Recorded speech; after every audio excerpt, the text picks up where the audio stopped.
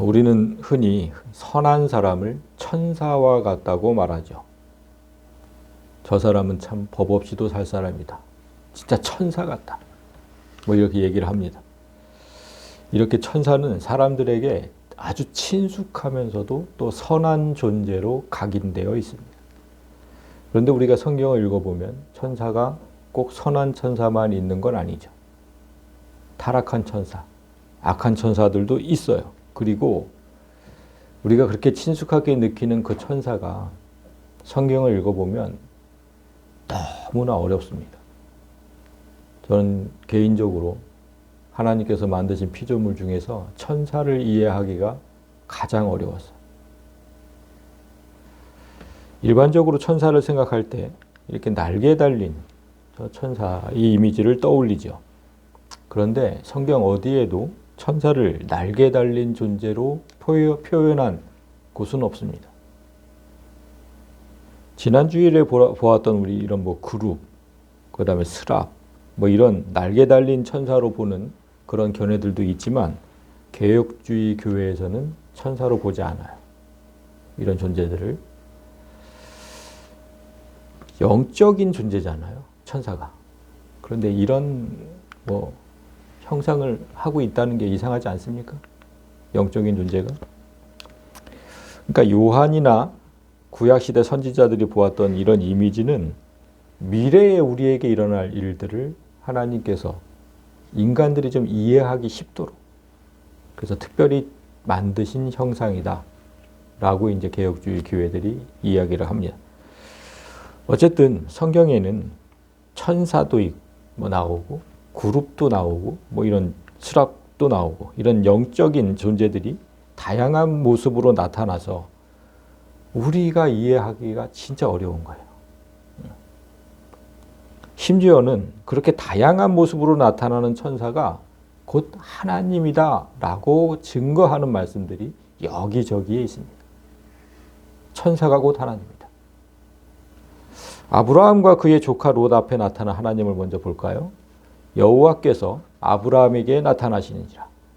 분명히 하나님이 아브라함 앞에 나타나셨죠. 그런데 아브라함이 사람 셋을 봤다고 증언을 했습니다. 이 사람 셋 중에서 두 사람이 아브라함의 조카 롯을 찾아갔을 때 저녁 때 그 두 천사가 소돔에 이르니 마침 롯이 소돔 성문에 앉아있다 그들을 보았다. 아브라함의 앞에 나타났던 세 사람 중 그게 이제 하나님이라고 했는데 분명히 그 세 사람 중에 또 두 사람은 천사였답니다. 그렇다면 세 사람 중에 아브라함과 함께 있었던 한 사람만 하나님이고 롯에게 간 두 사람은 천사였을까? 그렇게 주장하는 사람들도 있어요. 그런데 그건 아닙니다. 그건 아니에요. 잘못 생각하는 거. 왜냐하면 우리가 사사시대로 잠깐 가보면 사사시대에 삼손이 태어나기 전에 한 천사가 삼손의 부모 앞에 나타나서 삼손이 태어날 것을 예언하는 장면이 있어요. 그때 삼손의 아버지가 천사의 이름을 물어요. 그때 그 천사가 이렇게 대답을 해요. 여호와의 사자, 천사죠. 천사가 그에게 이르되 어찌하여 내 이름을 묻느냐? 내 이름은 기묘자다. 여러분 기묘자 어디서 들어봤습니까? 이사야서 9장 6절에서 이사야가 예언했던 예수님의 이름 중 하나였죠. 예수의 이름 기묘자, 모사, 전능하신 하나님, 영존하시는 아버지, 평강의 왕. 그러니까 아브라함과 삼손의 부모 앞에 나타났던 그 천사는 곧 하나님이란 뜻입니다. 사람 앞에 나타난 천사가 하나님이라는 사실은 호세아 선지자도 정확하게 증명해줘요. 호세아가 이렇게 얘기했습니다. 야곱이 힘으로는 하나님과 겨루되 즉 천사와 겨루어 이기고 울었다. 우리가 야곱이 밤새워 씨름하던 그 장면을 너무 잘 아는데 그때 그 씨름하던 존재가 하나님이면서 천사였다라는 겁니다. 이 놀랍죠? 천사는 신약 성경에서도 사람의 모습으로 나타나서 예수님 무덤 앞에서 울던 여자들과 대화를 나누기도 하는데 그때 여자들이 보았던 천사의 모습 이렇게 성경이 묘사합니다. 그 형상이 번개 같고 그 옷은 눈같이 희었다. 그런데 이 모습은 예수님께서 이미 제자들에게 보여주신 모습이었어요. 예수님이 제자들 앞에서 변형되었는데 그 얼굴이 해같이 빛나며 옷이 빛과 같이 희어졌다. 이거와 똑같은 거예요. 이렇게 천사는 자주 사람의 모습으로 나타나고 성경은 그때의 사람이 하나님이란 사실을 확인해 주곤 했습니다.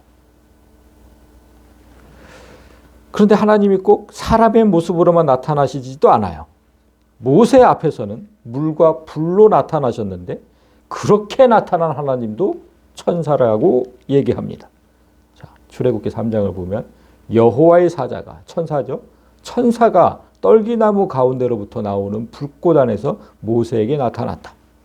그래서 분명히 천사가 불꽃으로 나타났다고 했는데 4절을 보면 하나님이 그 떨기나무 가운데서 그를 불러 이르시되 그 천사가 또 하나님이라고 얘기합니다. 그리고 이후에 하나님은 모세 앞에 또 불과 물로 나타나시는 장면이 또 나와요. 출애굽기 13장을 보면 여호와께서 낮에는 구름 기둥으로 그들의 길을 인도하시고 밤에는 불 기둥으로 그들의 앞길을 비추셨다. 여호와께서 구름 기둥, 불 기둥으로 이렇게 되신데 그 다음에 이제 그 14장 19절을 보면 이스라엘 진압해 가던 하나님의 사자 천사가 그들 뒤로 옮겨가면 구름 기둥도 뒤로. 아까는 분명히 하나님이라고 했는데 구름 기둥, 불 기둥이 여기서는 또 천사라고 하죠. 이렇게 성경 여러 곳곳에서 하나님이 곧 천사고 천사가 곧 하나님이라고 말씀하니까 우리가 천사를 이해할 때 어려울 수밖에 없는 거예요. 도대체 천사는 도대체 뭐냐 정체가. 천사를 이해할 때 어려운 장면이 또 있는데 구약 성경에서는 천사를 하나님의 아들이라고 또 말씀하기도 해요. 그 대표적인 곳이 창세기 6장입니다.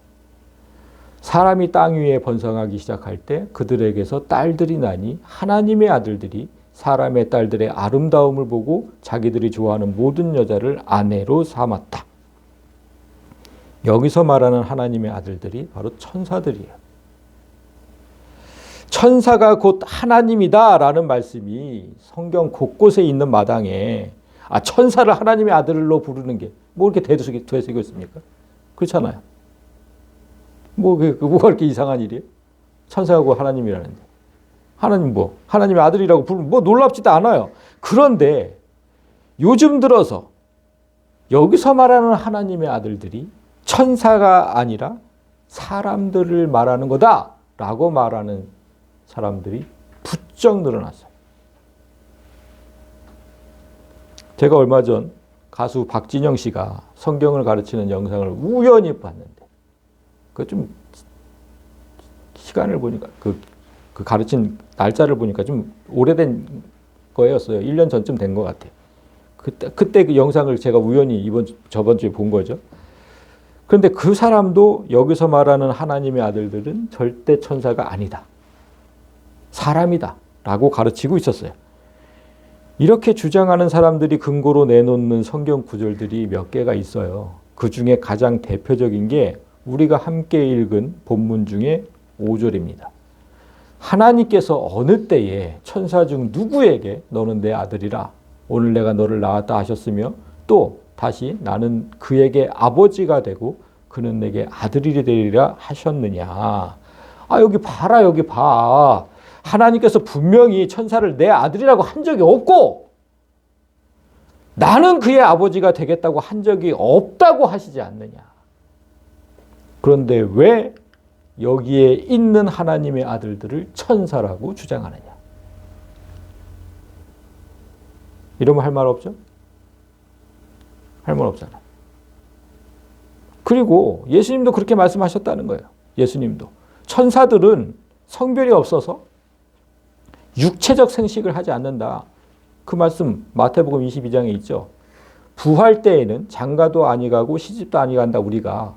왜냐하면 하늘에 있는 천사들과 같으니까. 이렇게 예수님이 분명하게 말씀하셨는데 창세기 6장에는 뭐라고 기록되어 있어요? 당시에는 땅에 네피림이 있었고 그 후에도 하나님의 아들들이 사람의 딸들에게로 들어가서 자식을 낳았다. 관계를 맺었다는 거잖아. 예수님은 육체적 생식을 할 수 없다고 했는데 천사들이. 어떻게 사람의 딸들과 관계를 맺으면서 자식을 낳을 수 있었겠느냐. 그렇게 주장하면 성경을 전혀 모르는 것이다. 라고 아주 그냥 열띠게 강의를 하더라고요. 여러분 어떻게 생각하세요? 여기 등장하는 하나님의 아들들 누굽니까? 천사입니까? 사람입니까? 사람이라고 주장하는 사람들이 이렇게 막 근거 구절들을 내놓으면 우리는 할 말이 없는 거예요? 그래서 어려운 거죠, 성경이. 그래서 어려운 거죠.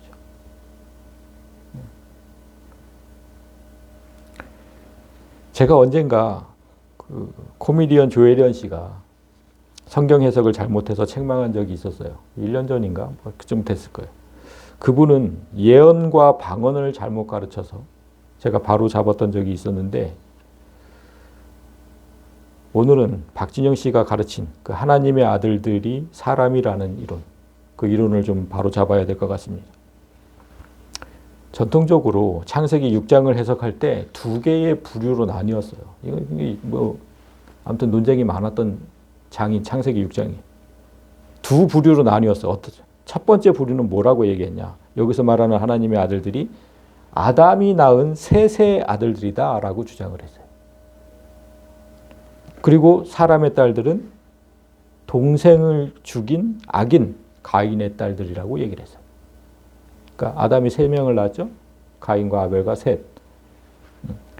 그러니까 셋은 경건한 사람 이렇게 딱 해놓고 가인은 악한 사람 이렇게 만들어 놓고 경건한 사람의 자손과 악한 사람의 자손이 결합하면 네피림이라는 거인이 나온다라는 이상한 주장을 했죠.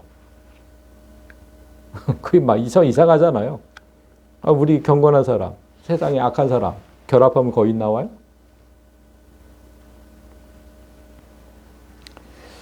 이게 너무 이상하니까 누가 들어도 그게 이상하니까 요즘에는 여기서 말하는 저 네피림이 육체적인 거인이 아니라 그런 거인이 아니라 당시의 영향력이 컸던 사람을 말하는 것이다 라고 바꿨어요.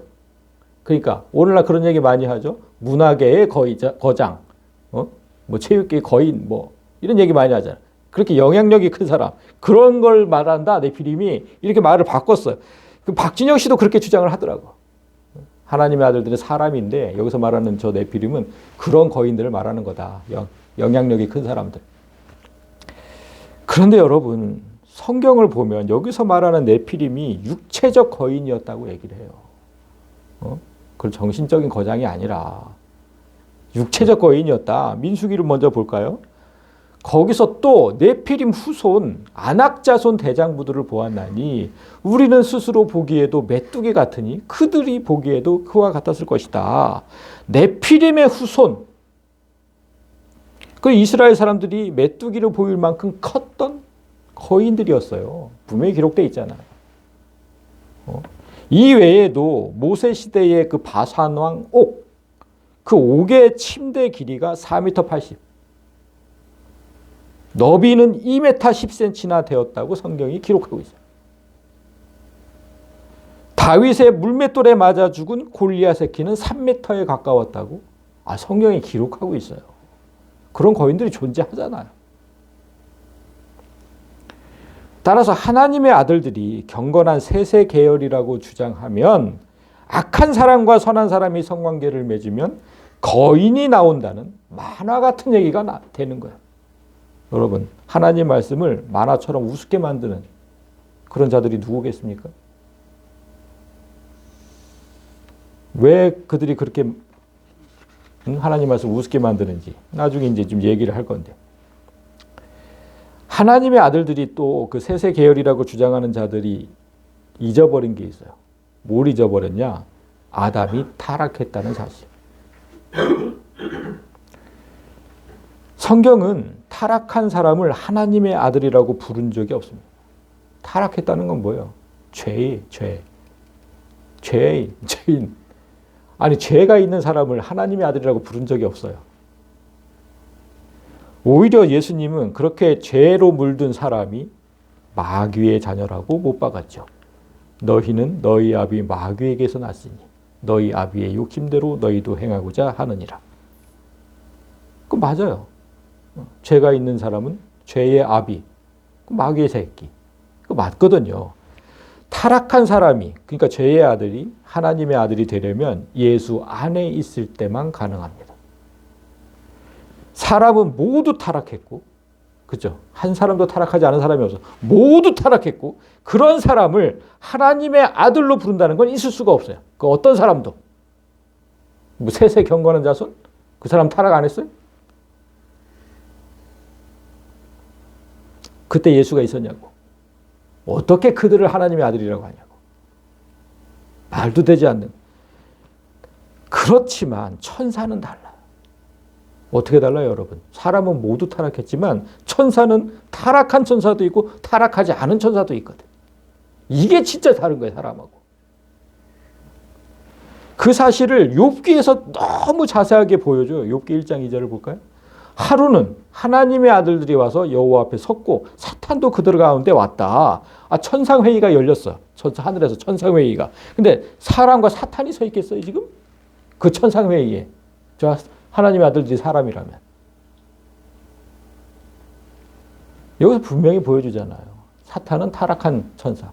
하나님의 아들들은 타락하지 않은 천사. 같이 있는 거예요, 지금 같이. 그리고 욥기 38장에 보면 또 나와요. 그때 새벽 별들이 기뻐 노래하며 하나님의 아들들이 다 기뻐 소리를 질렀다. 이 구절은 하나님께서 욥에게 천지창조 때 있었던 일들을 설명하는 구절이에요. 야, 욥, 너 잘 들어봐. 천지창조 때 어떤 일이 있었는지 알아? 이러면서 쭉 얘기하시는 거예요. 38장 전체를 읽어보면 여기서 말한 저 그때가 언제냐면 사람이 창조되기 전에요. 그런데 여기서 말씀하신 하나님의 아들들이 사람이겠냐고. 사람이 창조되기 전인데 사람이 아니라면 누구겠습니까? 이렇게 구약 성경은 천사를 하나님의 아들로 기록했지만 사람을 하나님의 아들로 기록하지는 않았어요. 그럴 수는 없는 거예요. 예수님이 오시면 하나님의 아들이 될 것이란 기록은 있어요. 그 예언은. 그런 기록은 있어요. 그렇지만 그 전까지는 타락한 사람이 하나님의 아들이 될 수는 없는 거예요. 따라서 창세기 6장에 기록된 하나님의 아들들은 타락한 천사들을 의미하는 게 맞다. 이제 그 증거를 신약 성경에서도 제가 증명하겠습니다. 유다서를 볼까요? 유다서. 너희가 본래 모든 사실을 알고 있으나 내가 너희로 다시 생각나게 하고자 하는 것들이 있다. 우리가 성경을 통해 많은 걸 알고 있어요. 그렇죠? 많은 사실을 알고 있어. 그런데 우리가 반드시 다시 생각해야만 하는 것들이 있대. 그럼 세 가지를 얘기를 해요, 지금 유다가. 다시 생각해야 하는 거 세 가지. 그 첫 번째가 뭐냐면 주께서 백성을 애굽에서 구원하여 내시고 후에 믿지 않은 자들을 멸하셨다는 사실. 하나님께서 이스라엘 백성을 애굽에서 구원하셨죠? 그런데 그런 하나님을 불신하고 원망하다가 멸망당하는 백성들이 있었어요. 이 사실을 우리가 너무 잘 알고 있다. 너희가 본래 모든 사실을 알고 있다. 너무 잘 알고 있다. 우리가 그 사실이 어디에 기록되어 있냐면 민수기 14장에 기록되어 있습니다. 그래서 그걸 보고 우리가 너무 잘 안다는 거예요. 그리고 두 번째가 뭐냐면 자기 지위를 지키지 아니하고 자기 처사를 떠난 천사들을 큰 날의 심판까지 영원한 결박으로 흑암에 가두신 사건. 이것들도 너희가 성경을 보고서 너무 잘 알고 있다는 거예요. 그런데 이걸 어디 있는지 모르겠는 거야. 이게. 구약 성경에. 그래서 저 장면을 찾기 전에 먼저 세 번째 장면부터 볼까요? 소돔과 고모라와 그 이웃 도시들도 그들과 같은 행동으로 음란하며 다른 육체를 따라가다가 영원한 불의 형벌을 받음으로 거울이 되었느니라. 소돔과 이웃 도시들이 동성애를 즐기다가 하나님의 심판을 받은 장면, 그 얘기도 우리가 너무 잘 알죠. 그 얘기는 창세기 19장에 기록되어 있기 때문에. 첫 번째 장면과 저 첫 번째 장면, 애굽에서 후에 믿지 않은 자들을 멸하신 거, 저거하고 이거 세 번째 저 장면은 우리가 너무 잘 아는 이야기고 어디에 기록되어 있는지도 어렵지 않게 찾을 수 있어요. 그런데 이 두 번째 장면, 이거 어디 있냐는 거예요, 성경에. 너무 잘 알고 있대잖아. 우리가 성경을 통해서 너무 잘 알고 있대. 이거 어디 있냐고. 이거 우리가 모든 사실을 알고 있다는데 창세기 6장이 아니면 이 구절을 어디에서도 찾을 수가 없어요.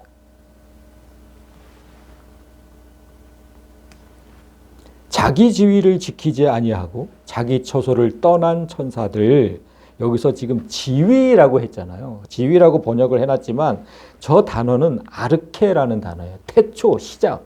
지위와 완전 다르죠. 그럼 무슨 뜻이겠어요? 이 구절은 천사들이 하나님께서 주신 처음 신분을 지키지 않았다는 거예요. 처음 신분을 지키지 않았다. 다른 존재가 되었다는 거죠. 그 어떤 존재가 됐다는 뜻이겠습니까? 예? 아니, 그러니까 영적인 존재를 지었는데 육적인 존재가 됐다는 거 아니겠습니까? 그럼 뻔한 거잖아요. 그리고 두 번째, 자기 처소를 떠났다. 하늘에 있어야 할 천사들이 그 처소를 떠났다면 어디로 왔다는 거예요? 땅으로 왔다는 거잖아요. 성경을 조금만 주의 깊게 보면 창세기 6장에 나오는 하나님의 아들들이 천사라는 사실을 어렵지 않게 할 수 있어요. 조금만 깊게 보면. 베드로도 그 사실을 증언한다니까요. 베드로후서 2장 4절 보면 하나님이 범죄한 천사들을 용서하지 아니하시고 지옥에 던져서 어두운 구덩이에 두어 심판 때까지 지키게 하셨다. 이 구절과 유다서 6절이 같은 사실을 증언하고 있는 거예요. 그러니까 자기 지위를 지키지 아니하고 자기 처소 또는 큰 날의 심판까지 영원한 결박을 흑암에 가두셨다. 똑같잖아요. 똑같아. 응? 육체를 입은 천사들이, 영적인 존재였는데 육체를 입은 천사들이 사람의 딸들을 닥치는 대로 범했다는 거예요. 천사들이 어떻게 육체를 입을 수 있느냐라고 자꾸 묻더라고요, 사람들이. 박진영 씨도 그렇고. 여러분, 왜 그렇게 물을까요? 사탄이 하와를 유혹할 때 분명 뱀이라는 육체를 입고 있었어요. 그 육체는 다릅니까? 똑같은 흙으로 만든 육체예요. 영적인 존재가 자기 신분을 버리고 흙을 입은 채로 그렇게 죄를 범했고 지금은 지옥에 감금되어 있다. 그래서 지금은 네피렘이라는 거인들이 태어나지 않는 거예요. 그런데 여러분, 감금되지 않은 그 타락 천사들 있죠? 그때 창세기 6장에 나오는 그 천사들은 지옥의 감옥에 감금되어 있는데 감금되지 않은 타락 천사들이 이 공중 권세에 있거든요, 지금. 그 타락 천사들 마음에도 사람을 범하고 싶은 마음이 똑같이 있어요. 그건 사탄의 마음이기 때문에 똑같이 있어. 그래서 그 타락 천사들이 사람 안으로 들어가면 어떤 일이 벌어져요? 그 마음이 사람에게도 똑같이 생기는 거죠. 그래서 소돔과 그 이웃 도시 사람들이 여기 소돔과 그 이웃 도시들의 사람들이 그 천사들과 똑같은 행동으로 음란하며 다른 육체를 따라갔다. 이렇게 되어 있잖아요. 하나님께서 정해주신 육체가 아니라 하나님이 정해주신 육체는 남자 여자, 그죠? 근데 그 육체가 아니라 다른 육체를 범하고 싶은 욕망, 그건 에덴 동산에서 뱀이 하와를 유혹할 때부터 있었던 사탄의 마음이다, 이 말이에요. 그래서 마귀들이 사람 안으로 들어가면 똑같은 행동을 하는 거예요.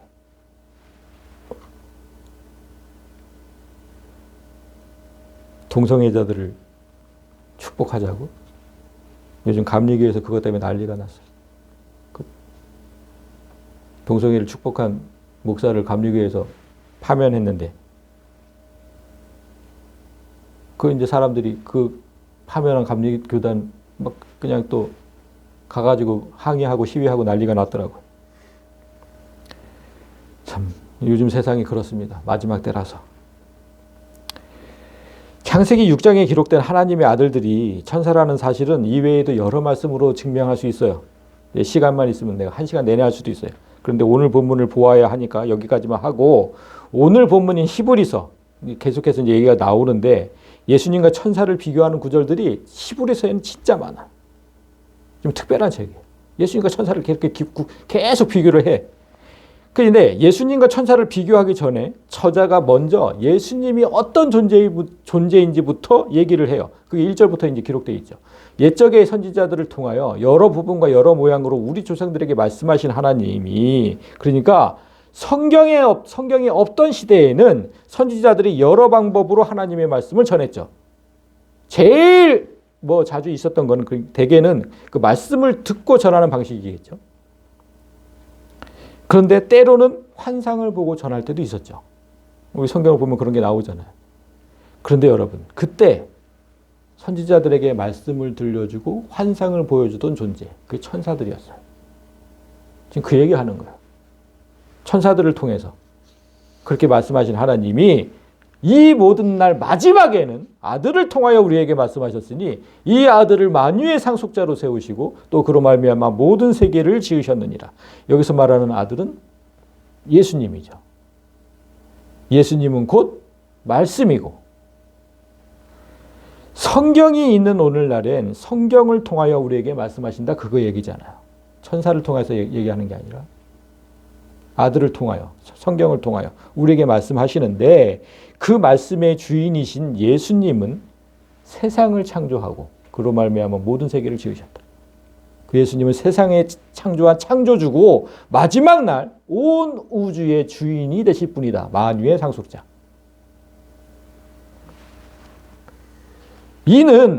예수는 하나님의 영광의 광채시요 그 본체의 형상이시다. 예수님은 영원전부터 하나님의 형상으로 계셨다. 이거 우리가 성경 공부 시간에도 배웠고, 그걸 우리가 너무 잘 알아요. 그러니까 제가 가진 이 형상, 이거 저죠?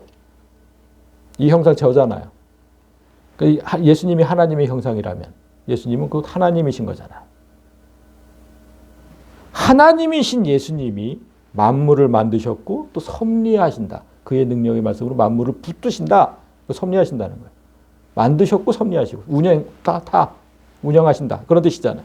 그리고 죄를 정결하게 하는 일을 하시고 높은 곳에 계신 지극히 크신 이의 우편에 앉아 계신다. 우주 가운데 암처럼 퍼진 죄를 없애는 일, 그 일도 예수님이 하신다.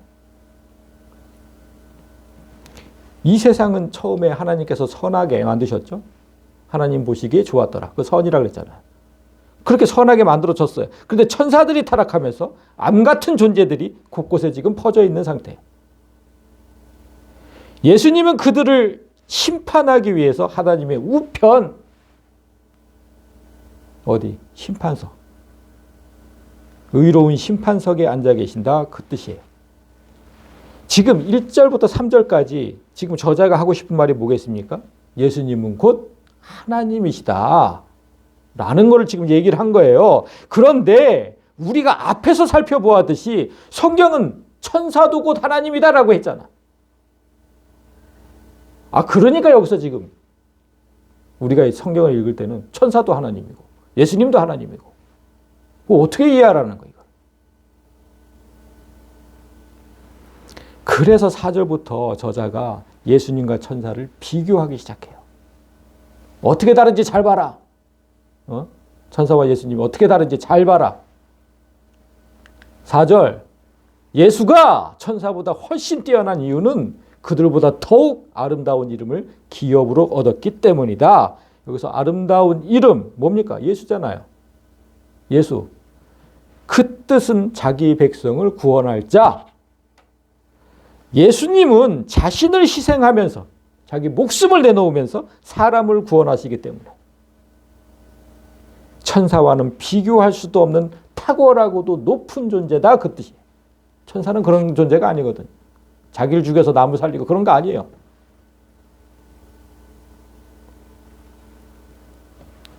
그리고 문제의 5절이 등장한 거예요. 하나님께서 어느 때에 천사 중 누구에게 너는 내 아들이라 오늘 내가 너를 낳았다 하셨으며 또 다시 나는 그에게 아버지가 되고 그는 내게 아들이 되리라 하셨느냐. 하나님은 천사 중에 누구에게도 내 아들이라고 한 적이 없고 내가 아버지가 되고 너는 내 아들이 될 거란 얘기도 하신 적이 없다. 그렇다면 누구에게만 그 얘기를 했다는 겁니까? 예수님에게만 했다는 거잖아요. 그런데 왜 구약 성경에는 천사를 하나님의 아들들이라고 기록한 것일까? 예수님에게만 했는데 이제 그 이유를 알아야 되는 거죠. 그래서 그 이유를 알려면 제일 중요한 게 저거예요. 너는 내 아들이라. 오늘 내가 너를 낳았다. 저거. 이 말씀의 의미를 잘 알아야 이제 그게 비교가 돼요. 이 말씀 언제 하셨는지, 저 말씀 언제 하셨는지 알아보니까 구약시대 다윗을 통해서 다윗의 환상을 보고 다윗이 얘기를 했어요. 저 말을. 그리고 시로 적어서 기록해 두었죠. 그래서 시편 2장에 보면 저 말씀이 있습니다. 시의 내용을 뭐 여기서 다 정확하게 자세하게 얘기를 할 수는 없고 간략히 설명하면 이런 거예요. 이 세상의 왕으로 군림하는 그 마귀와 그 사탄, 마귀들이 하나님과 예수님을 대적하죠. 그런데 하나님께서 그들을 보시고 비웃으시면서 이렇게 말씀하셨어요. 내가 나의 왕을 내 거룩한 산 시온에 세웠다. 시편 2장 6절이에요. 그러니까 하나님께서 온 우주에 퍼진 죄를 없애기 위해서 마귀에게 분명히 말씀하신 거예요. 내가 세운 나의 왕을 거룩한 산 시온에 세웠다. 시온, 교회를 의미합니다. 따라서 이 구절은 예수께서 죄를 없애기 위해 교회의 왕으로 세워졌다는 뜻이에요. 그래 놓고 이 말씀을 하신 겁니다. 너는 내 아들이라 오늘 내가 너를 낳았다. 여러분, 여기서 말씀하신 내 아들 누구겠습니까? 뭐 문맥으로 보면 분명히 교회의 왕으로 세워진 예수님을 말씀하신 거예요. 그런데 잘 생각해 보면 영원 전부터 계신 예수님을 오늘 내가 너를 낳았다라는 게 말이 돼요? 예수님 영원 전부터 계시잖아. 근데 오늘 내가 너를 낳았대. 이게 말이 되냐고. 그전에는 없었어요, 예수님이? 영원 전부터 계셨다는 거는 뭐 낳은 적이 없다는 거예요. 그냥 원래부터 계셨다는 하나님이시잖아, 그냥. 그러니까 이게 예수님이라고 말이 안 되는 거잖아요, 그럼. 문맥상으로 보면 분명히 예수님인데. 그럼 뭐예요, 이거? 도대체 무슨 뜻이에요, 이거? 100번을 생각해도 예수님일 수가 없으니까 이 말씀을 아까 우리가 교회의 왕으로 세우셨다 그랬죠? 이 말씀은 예수의 몸, 교회를 말씀하신 거예요. 예수의 몸. 교회는 세상의 죄를 없애려고 탄생한 조직입니다. 하나님이 교회를 만드신 목적이 뭐냐? 딱 한 가지로 얘기할 수 있어야 돼. 세상의 죄를 없애기 위해서. 그래서 이 구절에서 제일 중요한 단어가 바로 오늘이에요. 오늘. 예수의 몸인 교회, 그 교회를 구성하는 성도는 오늘도 세상 곳곳에서 탄생하고 있잖아요. 오늘 회심한 자. 오늘 예수 앞에 나온 자. 그 오늘, 내일도 오늘이고, 그 다음 날도 오늘이잖아. 마귀의 자녀에서 예수의 몸으로 다시 태어난 성도를 보시고 하나님은 이제 너는 내 아들이다. 내가 너를 낳았다라고 하신 거예요. 그래서 다음 구절, 나는 그에게 아버지가 되고 그는 내게 아들이 되리라. 이 말씀은 예수님한테 하신 게 아니에요. 누구한테 한 거예요? 저거 제가 중요하다고 사무엘하 7장에 있단 진짜 중요하다고 그랬는데 다윗의 후손에게 약속하신 말씀. 다윗에게 말씀하신 거예요. 다윗에게. 그 다윗의 후손이 이렇게 될 것이다라고 하신 거잖아. 네 후손이 이렇게 될 것이다. 나는 그에게 아버지가 되고 그는 내게 아들이 되리라. 그럼 다윗의 후손이 누구예요? 예수님을 말씀하기도 하고 교회를 말하기도 하죠. 아니, 교회는 예수님 몸이니까 떨어뜨리고 얘기할 수가 없어요. 이 말씀이 바로 오늘 우리에게 적용되고 있는 거거든요. 정리하면 예수님께서 하나님의 아들이라면 그 아들에는 예수의 몸인 우리도 포함된다. 그걸 절대 잊으시면 안 돼. 다음 구절도 그 사실을 증명해요. 또 그가 맏아들을 이끌어 세상에 다시 들어오게 하실 때 하나님의 모든 천사는 그에게 경배할지어다 말씀하시며 예수님께서 다시 이 세상에 들어오시는 날, 언제예요? 마지막 날이에요. 이 땅의 마지막 날. 그날은 이 땅 그 심판의 날이죠. 그날 세상에 존재하는 모든 천사는 예수님께 경배하게 될 것이다.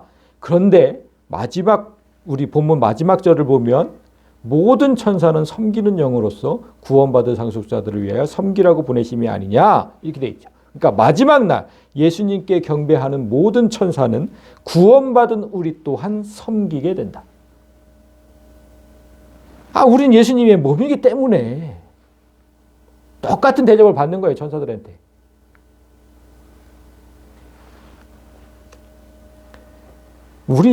예수와 우리는 그런 존재다. 그런데 천사는 그런 존재가 아니라는 거예요.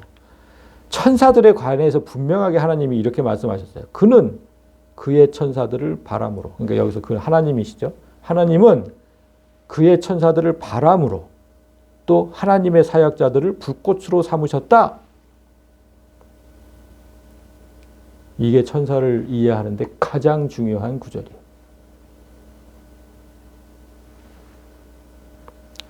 여기서 삼았다, 불꽃으로 삼았다라고 번역한 단어. 저 단어를 보지 않으면 진짜 천사를 이해하기 어려웠어요. 저 단어가 무슨 단어냐? 뽀이에요, 만들다, 창조하다라는 단어예요. 그러니까 하나님은 천사를 어떤 존재로 만들고 창조하셨다는 뜻이에요. 어떤 존재로? 먼저 바람으로 만들고 창조하셨다. 바람이 뭔지 아세요, 여러분? 푸뉴마예요. 원어를 보니까. 이제는 푸뉴마 하면 딱 이제 알아들으시잖아. 육체가 없는 존재예요. 응? 그러니까 하나님은 천사들을 육체 없이 영의 존재로 만드셨다. 그래서 천사를 영적인 존재라고 하는 거예요. 그 영의 존재들은 하나님의 일을 수행하는 사역자들이다. 사역자. 하나님의 일을 수행하는 사역자. 그런데 여러분, 하나님도 영이시죠? 천사도 영이고. 그래서 하나님은 그 천사들을 사용해서 때로는 불로, 때로는 사람으로 나타나신 거예요. 우리가 아까 쭉 살펴본 대로. 때로는 불로, 때로는 사람으로 그렇게 나타나신 거예요. 그러니까 하나님이 곧 천사라고 기록한 구절은 이런 뜻으로 이해하시면 되는 거예요. 하나님도 영, 천사도 영인데 그 천사들을 사용해서 바람으로 나타나고 불꽃으로 나타나고 사람으로 나타나고, 그러니까 하나님은 곧 천사다라고 이제 성경이 그렇게 기록한 거예요. 이제 천사를 하나님의 아들들이라고 기록한 이유만 알면 되는데, 천사가 푸뉴마다라는 사실은 우리가 그 이유를 깨닫는데 많은 도움을 줘요. 여러분, 이제 제가 뭐 또 성경 공부를 한다고 이제 그럴 것 같은데, 창세기 1장 2절을 보면요, 하나님의 영은 수면 위에 운행하신다. 창세기 1장 2절이잖아요. 이 구절보다 딱 나오거든요. 하나님이 태초에 천지를 창조하시니라. 이거는 진짜 그냥 제목 같은 거고, 제일 처음에 나오는 게 이거예요. 하나님의 영은 수면 위에 운행하시니라. 이거를 사람들이 무슨 뜻인지 몰라서 하나님을 이해하기가 너무 어려웠던 거예요. 제가 왜 하나님을 전체이시라고 얘기하는지. 여기서 운행으로 번역한 저 라프라는 단어는 어떤 물질의 풀어진 상태를 의미해요. 그래서 제가 여러분 이해하기 쉽도록 그림을 가져왔어요. 저렇게 투명한 물이 있는데 저 투명한 물 속에 물감을 똑똑똑똑 떨어뜨리면 저렇게 되죠. 완전히 풀어졌잖아요. 물에 물감이 풀어졌잖아요. 지금 나아프가 그 단어라고. 그걸 운행이라고 번역을 해놔가지고 하나님이 쉬 이렇게 다니는 것처럼 모든 사람들이 그렇게 이해를 했단 말이에요. 저 수면 위에 쉬 이렇게 그거 아니고요. 우주에는 분자들이 제가 그 얘기했죠. 수소 분자들이 가득하다고. 그러니까 그 수소 분자 위에 하나님께서 이렇게 이런 식으로 이걸 제가 이게 이해하기 쉽도록. 그래서 하나님이 전체라고 얘기하는 거예요. 우주 전체에 저렇게 하나님의 영이 풀어져 있다고. 이해하세요? 그러니까 하나님은 그런 존재예요. 전체신 거예요, 전체.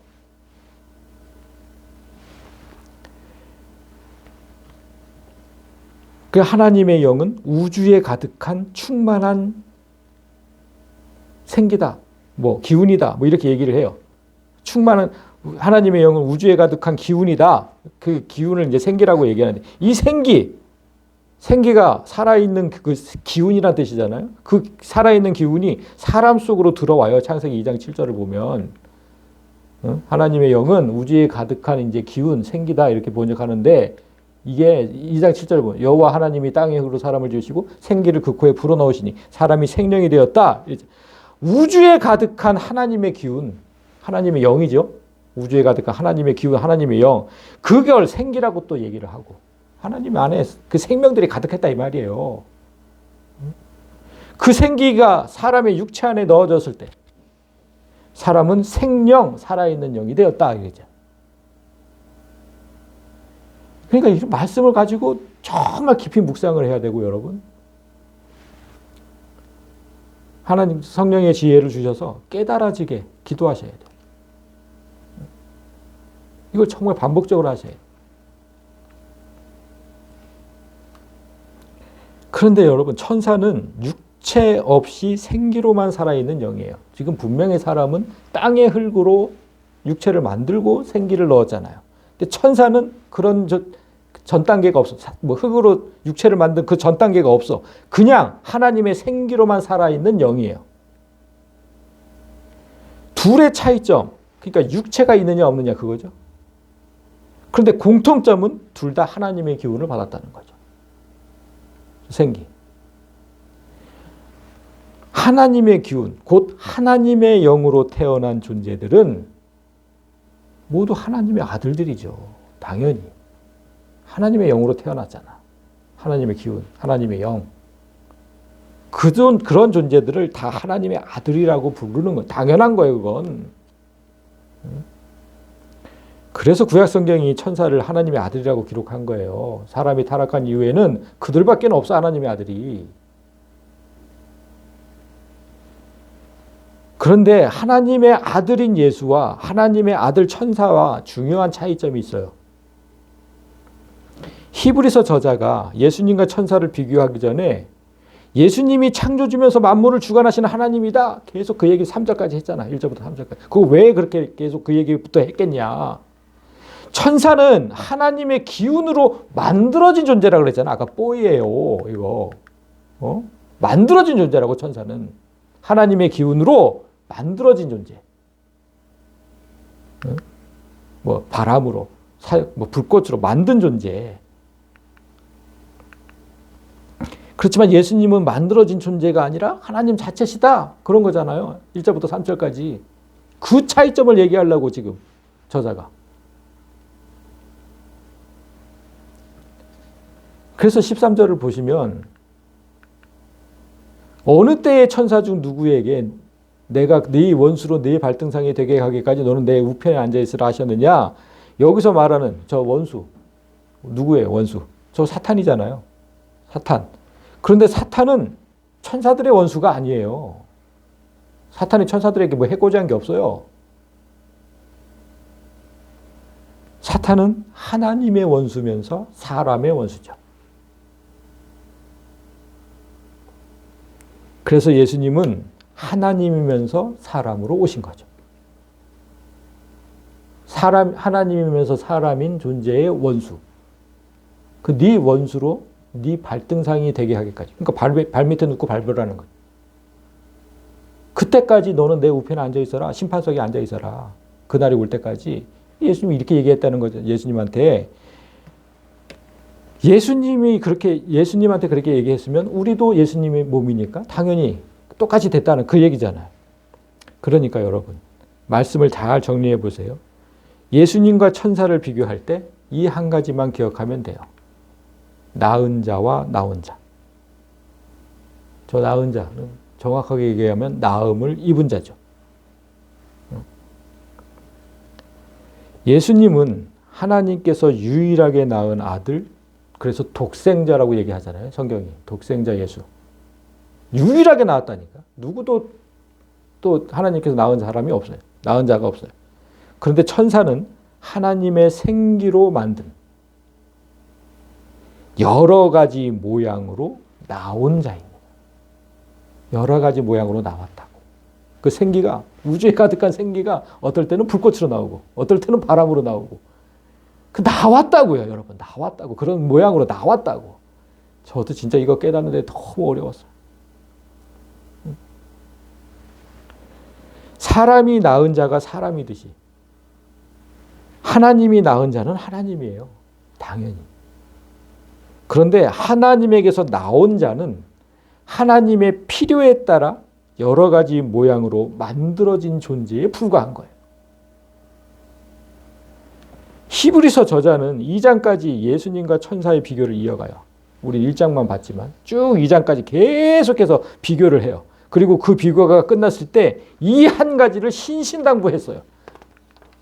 그러므로 함께 하늘의 부르심을 받은 거룩한 형제들아, 우리가 믿는 도리의 사도시며 대제사장이신 예수를 깊이 생각하라. 천사와 막 비교를 끝내놓고 이 얘기를 한 거예요. 여기서 지금 우리가 믿는 도리, 저렇게 해놔서 무슨 뜻인지 모르겠어요. 우리가 믿는 도리는 뭐예요? 번역이 좀 아쉬운 거예요. 도리라고 번역한 단어, 원어를 보니까 호몰로기아, 고백이란 뜻이에요. 그래서 제가 번역을 해온 거예요. 우리가 고백하는 사도이시며 대제사장이신 예수를 깊이 생각하라, 이런 뜻인데, 우리가 예수를 어떻게 고백해야 하냐, 그 말이잖아요. 지금 우리가 예수님을 고백할 때 어떻게 고백해야 되느냐, 사도며 대제사장으로 고백해야 된다, 이런 뜻이거든요. 자, 여러분, 사도는 무슨 뜻이에요? 하나님께서 보내신 자예요. 사도, 보내신 자. 기억하시죠? 그리고 대제사장은 죄를 사하는 자죠. 세상의 죄를 없애려고, 이 우주 전체에 퍼진 그 죄를 없애려고 하나님께서 보내신 자가 예수라는 뜻이에요. 우리는 예수를 그렇게 고백해야 한다. 네?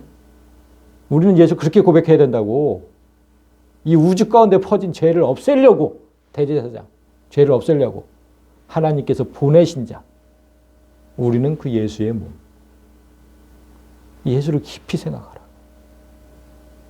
우리가 어떤 존재일지, 왜 이 땅에 태어났는지.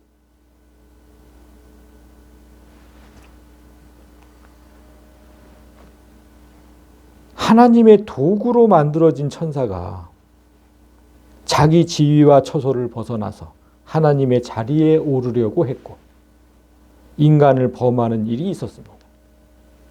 그들로 인해서 죄가 세상에 들어왔고, 사망도 들어왔고, 아주 그냥 하나님과 우리의 원수라니까. 그들을 없애기 위해서, 그 타락한 천사들을 없애기 위해서 하나님은 예수님을 이 땅에 보냈어요. 그리고 우리는 그 예수의 몸이고, 그러니까 죄를 없애기 위해서 함께 하늘의 부르심을 받은 거룩한 형제들, 그게 우리라는 거예요. 말씀을 보면 너무나 진짜 나를 그렇게 삼아주신 것도 감사한데, 내가 너무 그렇게 못 살았던 것도 죄송하고,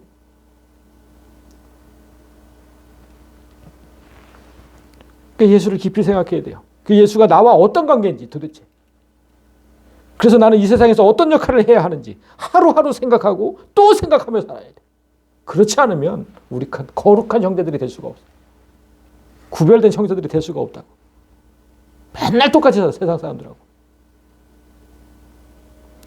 구약시대 타락하지 않은 천사를 하나님의 아들들이라고 불렀어요. 타락하지 않은 천사들을. 죄가 없는 존재가 하나님의 아들이기 때문이죠. 예수님이 오신 후로는 그 어떤 천사도 하나님의 아들로 불린 적이 없어요. 이젠 하나님의 독생자 예수와 그의 몸인 성도들만이 유일한 하나님의 아들로 불립니다. 마지막 심판의 때가 가까운 이때에 창세기 6장에 나오는 하나님의 아들들이 천사가 아니라 사람이라는 주장이 본물처럼 쏟아지는 이유, 이제 그 이유 여러분이 아셔야 돼요. 왜 그럴까요? 왜 그들을 자꾸만 사람이라고 주장할까? 하나님의 아들들이. 사탄은 자신이 여자들을 통해서 자기 자녀를 생산할 수 있다는 걸 감추고 싶어 해요. 여러분, 이 사실 명심하셔야 돼요. 지금도 사탄이 여자들을 통해서 자기 자녀를 생산할 수 있어요. 자, 분명히 창세기 3장 15절을 보세요. 내가 너로 여자와 원수가 되게 하고 네 후손도 여자의 후손과 원수가 되게 하리니. 여기서 여자의 후손은 예수님, 우리죠. 분명히 네 후손도 그랬잖아요. 사탄의 후손이 같이 있다고 지금 이 세상에.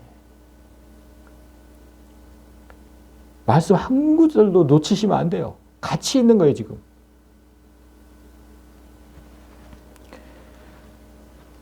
이 세상에는 하나님의 아들들과 사탄의 아들들이 공존하고 있다.